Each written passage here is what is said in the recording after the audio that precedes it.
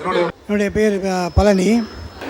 அதாவது நான் வந்து அநேக மத நூல்களை படிச்சிருக்கிறேன். அதில் பைபிளையும் நான் படிச்சிருக்கிறேன். அதில் முதல்ல வர மோசே காலத்தில் உள்ள மோசே சொல்லும்போது பழைய ஏற்பாட்டில் 10 கட்டளையிலே அவர் சொல்லிடுறாரு, கையாலான இந்த விக்கிரகங்களையும் நீங்கள் வழிபடக்கூடாது, என்ன இல்லாமல் வேறு தேவன் இல்லைன்னு சொல்லி மோசே சொல்லிடுறாரு. ஆனால் அதுக்கு பல்லாயிரம் ஆண்டுகளுக்கு பிறகு வர இப்ராஹிம் என்று சொல்லக்கூடிய ஆபிரகாமுடைய சந்ததி தான் ஈசாக்கு, இஸ்மாயில். சாராய்ங்கிற சாராளுக்கு பிறந்த ஈசாக்கு, ஆகார் என்கிற எகிப்திய வேலைக்கார பெண்ணுக்கு பிறந்தவர் இஸ்மாயில். அந்த இஸ்மாயிலுக்கு வழிவந்தவர்கள் தான் முஸ்லீம்கள் அப்படின்னும், ஈசாக்கு வழி வந்தவங்க தான் கிறிஸ்தவர்கள் அப்படின்னு அவங்க சொல்லிக் கொள்கிறாங்க. அப்போ இது எந்த அளவுக்கு உண்மை, இதை எதை நம்புறது? நான் வந்து இறைவன் ஒருவன் தான் அப்படிங்கிறத நான் நம்புகிறேன். இஸ்லாம் இந்திய மார்க்கத்தினுடைய பல சில நூல்களை படிச்சிருக்கேன், குரான் படித்ததில்லை. அதனுடைய கொள்கையெல்லாம் எனக்கு ரொம்ப பிடித்த கொள்கை தான். ஆனால் இப்படி ஒருத்தர் குழப்பும் போது ஜனங்களுக்கு ஒரு குழப்பம் நிலைமை ஏற்பட்டுருது இல்லையா? இந்த மாதிரி நிகழ்ச்சிகள் மூலமாக அநேக தெளிவுகள் ஏற்படும் அப்படின்னு நம்புகிறேன். இந்த மாதிரி நான் அநேக நிகழ்ச்சிகள் எனக்கு இறைவனை வேண்டுறேன்.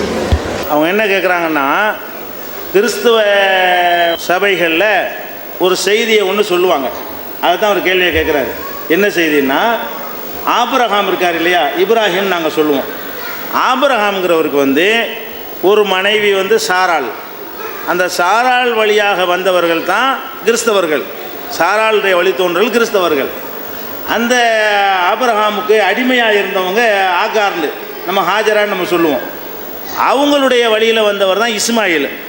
அந்த இஸ்மாயில் சந்ததிகள் தான் முஸ்லீம்கள் அப்படின்ற மாதிரி சொல்கிறாங்களே, அது எந்த அளவுக்கு சரி? அதான கேள்வி கேட்குறாங்க. அது வந்து அடிப்படையில் தப்புங்க. என்னன்னு கேட்டால், இப்போ இந்த நாட்டில் இருக்கிற கிறிஸ்தவர்கள் எல்லாம் அந்த சாராள் வழி வந்தவங்களா? இல்லை. நம்ம யார் இங்கே உள்ள எந்த ஒரு கிறிஸ்தவரும் அந்த ஆபிரகாமுடைய சாராளுடைய வழியில் வந்தவங்க கிடையாது.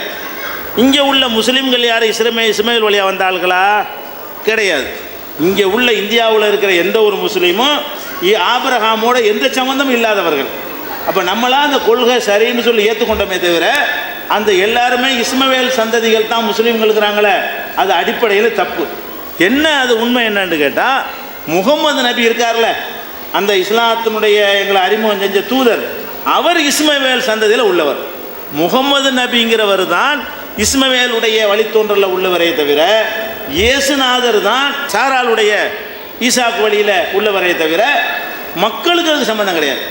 முஸ்லீம்களுக்கும் இங்கே உள்ள முஸ்லீம்களுக்கும் இங்கே உள்ள கிறிஸ்தவர்களுக்கும் ஆபிரகாமோட எந்த விதமான சம்பந்தமும் கிடையாது.